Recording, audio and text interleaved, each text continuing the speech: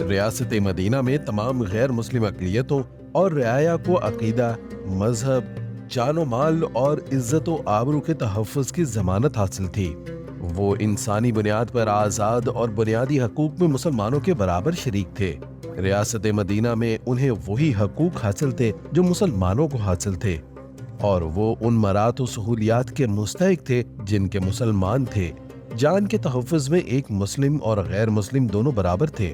دونوں کی جان کا یکساں تحفظ اور احترام اسلامی ریاست کی ذمہ داری تھی، اور یہ آج بھی اسلامی ریاست کی ذمہ داریوں میں آتا ہے کہ وہ اپنے تمام شہریوں کی جان و مال کی حفاظت کو یقینی بنائیں۔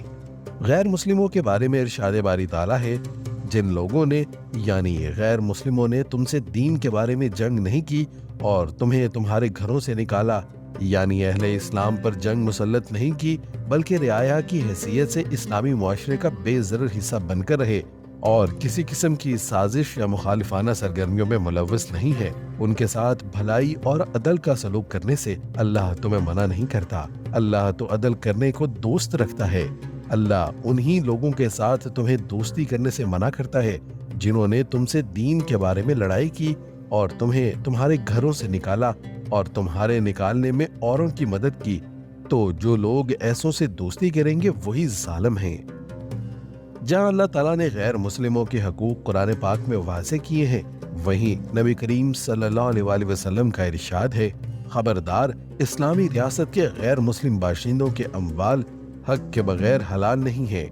مسلمانوں کی طرح ذمیوں کی عزت و آبرو اور عصمت و عفت کا تحفظ کیا جائے گا۔ اسلامی ریاست کے کسی شہری کی توہین اور تذلیل نہیں کی جائے گی۔ ان کے خون ہمارے خون ہی کی طرح ہے۔ حضور صلی اللہ علیہ وآلہ وسلم کے زمانے میں ایک مسلمان نے ایک ذمی کو قتل کر دیا تو آپ صلی اللہ علیہ وآلہ وسلم نے اسے قصاص میں قتل کرنے کا حکم دیا اور فرمایا، میں ان لوگوں میں سب سے زیادہ حقدار ہوں جو اپنا وعدہ وفا کرتے ہیں۔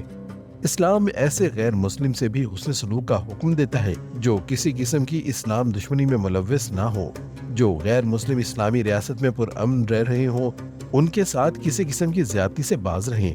اگرچہ غیر مسلم معاشروں میں مسلمانوں پر عرصہ حیات تنگ ہی کیا جا رہا ہو، لیکن اسلام اس قسم کی کارروائیوں کی اجازت نہیں دیتا۔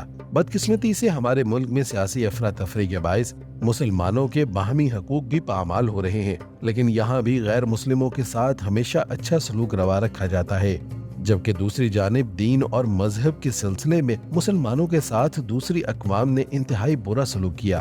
اندلس کی سرزمین پر مسلمانوں نے کئی 100 سال حکومت کی اور وہاں کے چپے چپے پر اسلامی تہذیب و ثقافت کی یادگاریں قائم کی، لیکن جب اقتدار ان کے ہاتھوں سے گیا تو دشمنوں نے انہیں آ گھیرا اور ان کے ساتھ سفاکی اور درندگی کا مظاہرہ کیا۔ لیکن دین اسلام ایک خوبصورت دین ہے جو کسی بھی مذہب کو بری نگاہ سے نہیں دیکھتا بلکہ آسمانی مذاہب کی تصدیق کرتا ہے اور ان کے پیروکاروں کو مکمل آزادی دیتا ہے کہ وہ اپنے مذہب پر قائم رہیں۔ غیر مسلم جو کسی مسلم حکومت کے زیر نگین زندگی گزار رہا ہو، اسے مجبور نہیں کیا جا سکتا کہ وہ اسلام قبول کرے، کیونکہ قرآن کریم میں واضح حکم ہے کہ دین کے معاملے میں کوئی جبر نہیں۔